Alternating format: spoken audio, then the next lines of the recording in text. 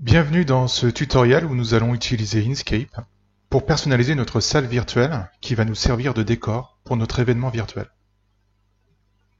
Dans ce tutoriel, vous allez découvrir certaines fonctions du logiciel qui est ici dans sa version 1.0. Une fois visionné, vous serez en mesure de dessiner et d'utiliser les outils tels que le cube et les perspectives pour une image. Il faut savoir que le logiciel Inkscape est un logiciel libre et possède énormément de fonctionnalités. Ce tutoriel est vraiment pour les personnes qui ne connaissent pas le logiciel. Il va se concentrer sur 4 ou 5 fonctions sur les milliers qui existent dans le logiciel, notamment à travers des extensions. Donc d'abord, il faut télécharger le logiciel sur votre ordinateur. Si ce n'est pas déjà fait, rendez-vous sur inkscape.org, le site internet donc, de la communauté Inkscape. Et donc vous pourrez télécharger de manière définitive Inkscape, puisque vu que c'est un logiciel libre, il n'y a pas de licence. Alors, pour commencer, nous sommes ici donc dans l'interface Inkscape et ça commence avec un document qui est vide au centre de l'écran. Nous avons ici en haut à gauche la première icône qui est une flèche qui permet de sélectionner et de transformer des objets. Et nous avons le deuxième icône juste en dessous qui permet d'éditer des nœuds ou des poignées de contrôle d'un objet. Alors qu'est-ce que c'est que des poignées de contrôle d'un objet? Il faut savoir qu'Inkscape en fait est un outil qui va permettre de dessiner en vectoriel. Alors le vecteur c'est quoi? C'est qu'on va pas dessiner sous forme de pixels. En fait en arrière-plan le logiciel va traduire vos courbes et vos lignes sous forme d'équations mathématiques. Donc ce qui va vous permettre en fait de pouvoir zoomer et dézoomer sans perte de qualité. Donc ça veut dire que voilà, ça veut dire qu'on va pouvoir zoomer sur des parties de notre salle virtuelle, de faire des agrandissements pour rajouter des interactions, notamment au niveau de l'intégration, sans qu'il n'y ait besoin de tout redessiner les objets. Donc on va utiliser donc cet objet, cette fonction donc sélectionner les nœuds, et on va utiliser aussi l'outil créer une boîte 3D qu'on va pouvoir mettre en perspective de façon à pouvoir faire notre simulacre de 3D isométrique. Donc première chose à faire, on va aller dans les propriétés du document pour modifier le format de notre illustration qui est aujourd'hui par défaut au format A4. Et nous, on souhaite donc aller sur un format 4 tiers pour qu'il s'adapte donc à notre intégration finale. Donc je vais dans Fichier, Propriétés du document. Ici donc, je vais me mettre en pixels et je vais mettre 960 par 720. Et je ferme ma fenêtre. Donc on voit ici que j'ai une illustration qui est en 4 tiers. Donc pour zoomer, vous pouvez utiliser CTRL molette ou la touche plus et moins pour zoomer donc sur votre illustration. On va installer dans un deuxième temps 2 calques. Donc ici on voit qu'on a un seul calque. On va aller dans la gestion des calques.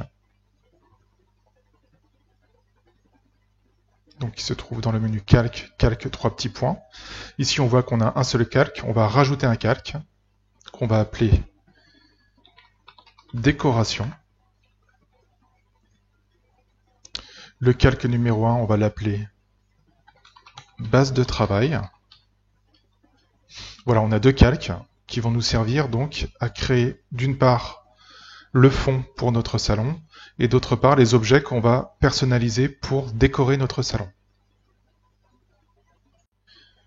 Donc je vais sélectionner mon calque base de travail et dans le fichier je vais importer ici une image qui va nous servir de base de travail, donc l'image que vous avez dans votre dossier ressources. J'importe.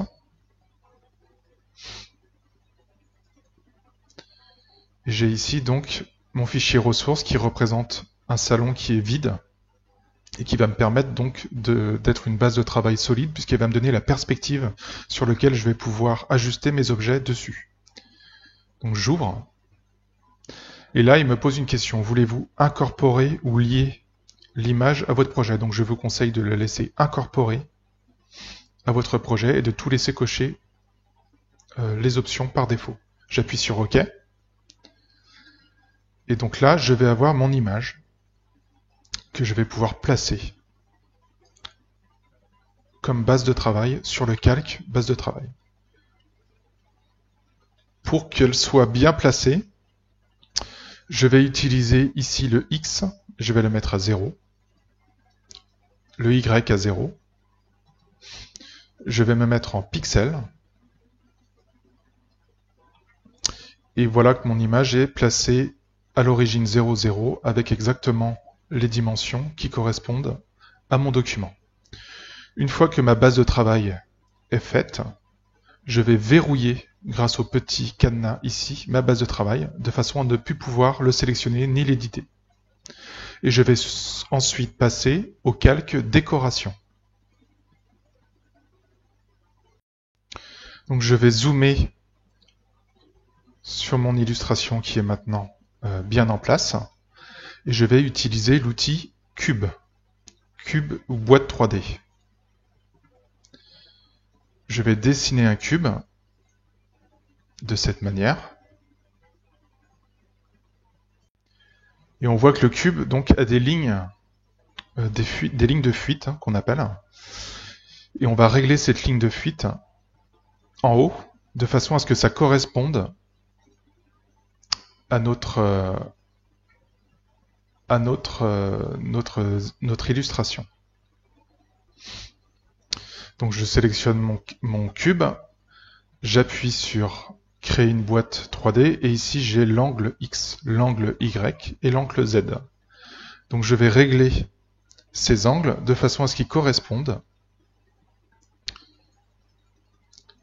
donc du coup à l'orientation isométrique.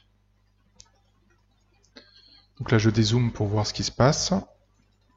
Isométrique de mon illustration. Donc là je vais à 157 environ. L'angle Y, on va descendre. On va aller à 88. Et l'angle Z, on va taper donc 22. Donc là on voit que mon angle de fuite est parti.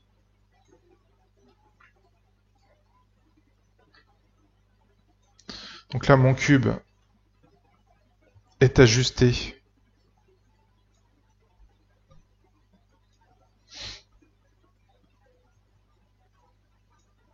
à mon environnement.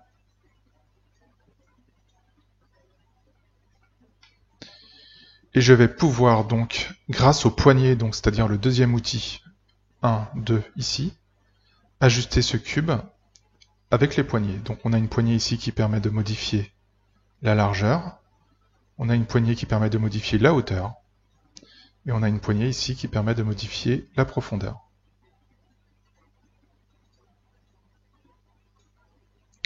Donc on voit ici que notre objet est parfaitement intégré dans l'isométrie de l'image d'origine.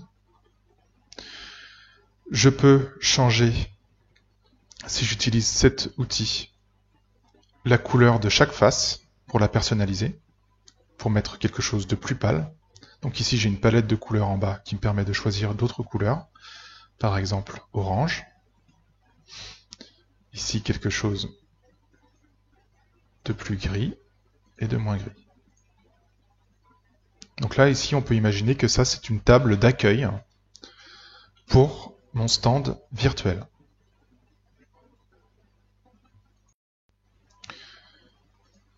Je réutilise l'outil sélection, je sélectionne mon cube 3D, je fais CTRL-C, CTRL-V. Je viens créer un deuxième cube au-dessus. Je me mets en mode poignée.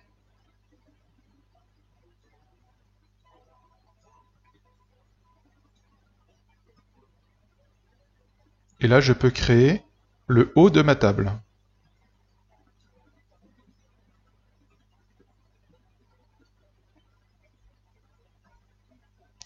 Alors vous voyez qu'il y a un accrochage automatique. Vous pouvez désactiver l'accrochage automatique en haut à droite ici.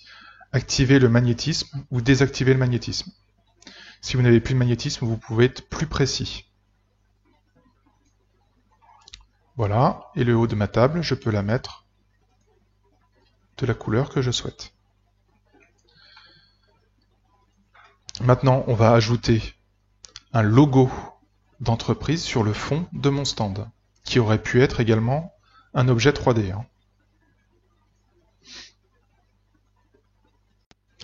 Pour faire cela, je vais dans Fichier, Importer. Je vais sélectionner mon logo d'entreprise.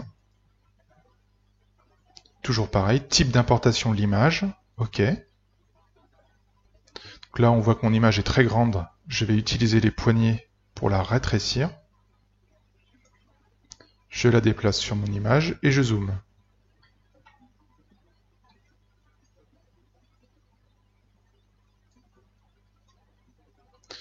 Donc maintenant, on voit que l'image n'a pas la même perspective que ma présentation isométrique.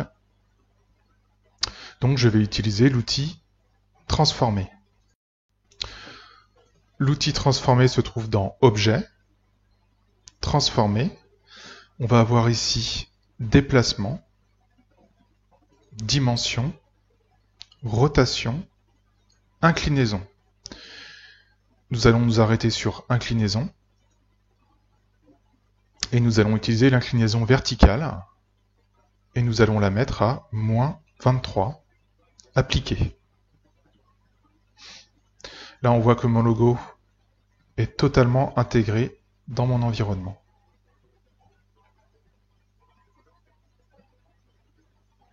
Je peux ensuite intégrer une nouvelle image ou copier celle-ci. CTRL-C, CTRL-V, pour l'intégrer sur une autre partie.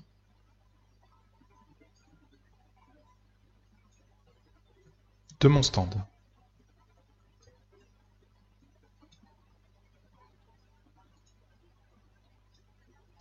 Et je peux encore la copier une fois pour la mettre sur la table. Donc là, évidemment, si j'avais une image avec fond transparent, on ne verrait pas le cadre aussi bien. Donc voilà, nous avons créé notre premier stand à l'intérieur donc de cette salle virtuelle. Une fois que donc mon illustration est finalisée et décorée comme il se doit, je vais dans Fichier, je vais faire exporter au format PNG. Donc je vais choisir comme zone à exporter la page. Sur une taille de l'image, je vais aller sur du 960 par 720 et je vais choisir là où je souhaite l'exporter sur votre disque dur. Une fois que tout est réglé correctement, je fais exporter et mon image a été créée sur mon disque dur. Bien sûr, il faut enregistrer le projet dans vos archives avec le menu Fichier enregistré de façon à ne pas perdre votre travail. Voilà pour ce tutoriel sur Inkscape pour décorer donc une illustration 3D isométrique déjà existante. Je vous invite à passer à la suite des tutoriels.